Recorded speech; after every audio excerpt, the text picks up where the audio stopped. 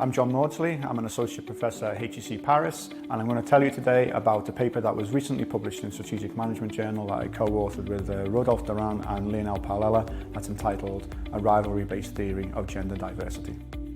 We examine why and when firms that provide professional services to corporate buyers increase their level of gender diversity in their senior ranks. Now, we assume that these firms seek to improve their market position by attracting buyers away from their closest rivals. And we propose that aligning with the pro-gender values or pro-gender expectations of these buyers can help firms win their business. And it's this that provides the motivation to strategically adjust their level of gender diversity. The literature in strategy describes how firms compete with rivals typically on dimensions such as price, quality, and the scope of their products and services. And this means that firms need to hold the right collection of resources in order to produce products and services that appeal to buyers. So in a professional services context, this means that firms need to hold the right mix of knowledgeable employees to gain competitive advantage. We also know that in order to maintain market legitimacy, firms need to respond to pressures and expectations from external stakeholders. Now, some of these pressures and expectations come from buyers and relate to improvements in gender diversity.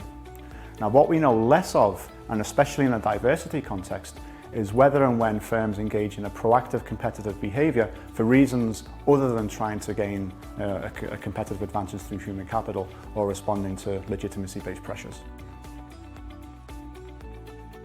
So this is an especially important question for managers in professional services because their business model relies on being able to attract and satisfy buyers. And what we've seen since the early 2000s is that large corporate buyers, who are the prime target for these firms, have started to use diversity as one metric onto which they select their professional service providers. And so this provides the competitive opportunity for firms that can strategically adjust their level of diversity in line with the diversity adjustments in rivals buyers. So our first prediction is that a firm will increase its level of gender diversity in its senior ranks following an increase in gender diversity in the executive rank of rivals buyers. Next, if our theory of a strategic rationale to gender diversity is correct, we should be able to identify conditions that reduce a firm's efforts to improve gender diversity, such as when there's a lower chance of poaching buyers away from rivals, or when firms can offer a credible substitute signal of valuing diversity. And our empirical findings corroborate our rivalry-based theory of gender diversity. So we gathered data from the largest corporate law firms in the US over a 12-year period, and we also spoke to some lawyers to help us better understand some of the key mechanisms of rivalry that occur within the industry and also how they consider diversity within their process for attracting buyers. First, a one standard deviation increase in the level of gender diversity in the executive rank of rivals buyers is associated with a 10% increase in the number of female partners in the firm, controlling for the total number of partners, which translates to the addition of around 4 female partners. Second, we show that a firm will reduce its gender diversity efforts when their rival firms are actually more gender diverse and when the focal firm itself is more racially diverse. And so together, our findings support our proposition that firms will act strategically with gender diversity.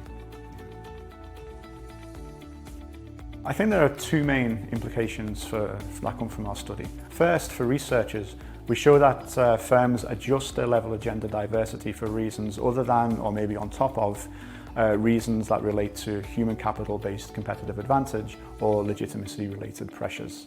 And second, for managers, we would propose that managers should look to see how they can use gender diversity as a means to improve their competitive position.